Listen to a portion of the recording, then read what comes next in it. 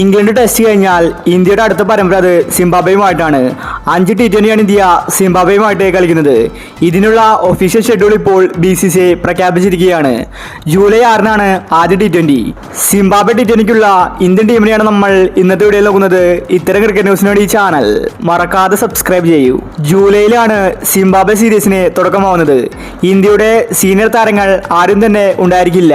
മുഴുവനായിട്ടും യുവതാരങ്ങളായിരിക്കും കളിക്കാൻ പോകുന്നത്. എല്ലാ മാച്ചും സിംബാബ്വേയിലാണ് നടക്കുന്നത്. ആദ്യത്തെ T20 ജൂലൈ 6-ന് ഉച്ചയ്ക്ക് 1 മണിക്ക് ആരംഭിക്കും. സിംബാബ്വെക്കെതിരെയാണ് സഞ്ജു സാംസൺ ആദ്യമായി ഇന്ത്യൻ ടീമിൽ അരങ്ങേറ്റം കുറിച്ചത്. വരാൻ പോകുന്ന സിംബാബ്വെ സീരീസിലും സഞ്ജു ഇന്ത്യൻ ടീമിൽ ഉണ്ടായിരിക്കുമെന്ന റിപ്പോർട്ടാണ് പുറത്തുവരുന്നത്.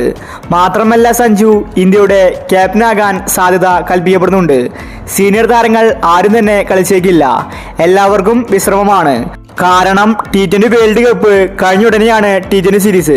ഇനി സിംബാബ്വെ T20ക്കുള്ള ഇന്ത്യയുടെ സാധ്യത ടീമിനെ നോക്കിയാൽ ജയ്സ്വാൾ, ഋതുരാജ്, രാഹുൽ ത്രിപാഠി, സഞ്ജു സാംസൺ, റിങ്കു സിംഗ്, ആവേശ് ഖാൻ, അർഷ്ദീപ് സിംഗ് തുടങ്ങിയ താരങ്ങൾ ടീമിലുണ്ടായിരിക്കും. മുഴുവനായിട്ടും യുവതാരങ്ങളായതുകൊണ്ട് ലോട്ടറി അടിച്ചത് സഞ്ജുവിനാണ്. കീപ്പർമാരായിട്ട് 2 താരങ്ങളായിരിക്കും ഇന്ത്യൻ ടീമിലുണ്ടായിരിക്കുന്നത്. സഞ്ജുവും ജിതേഷ് ശർമ്മയും. ഇവരായിരിക്കും സിംബാബ്വെ T20യിൽ ഇന്ത്യയുടെ കീപ്പർമാർ.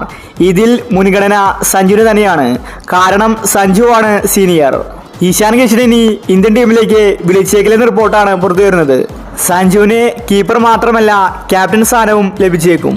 2015-ലാണ് സഞ്ജു ആദ്യമായിട്ട് സിംബാബ്വെക്കെതിരെ അരങ്ങേറ്റം കുറിച്ചത്. സഞ്ജുവിന് അങ്ങനെ വീണ്ടും സിംബാബ്വെക്കെതിരെ കളിക്കാനൊരു അവസരം കിട്ടിയിരിക്കുകയാണ്. 5 T20 ഇന്ത്യ സിംബാബ്വേയുമായിട്ട് കളിക്കുന്നത്. സിംബാബ്വെ ഇന്ത്യക്ക് ഒരു എതിരാളി ആയിരിക്കില്ല. ഇന്ത്യ ഈസി ആയിട്ട് കളി ജയിക്കുമെന്നത് ഉറപ്പാണ്.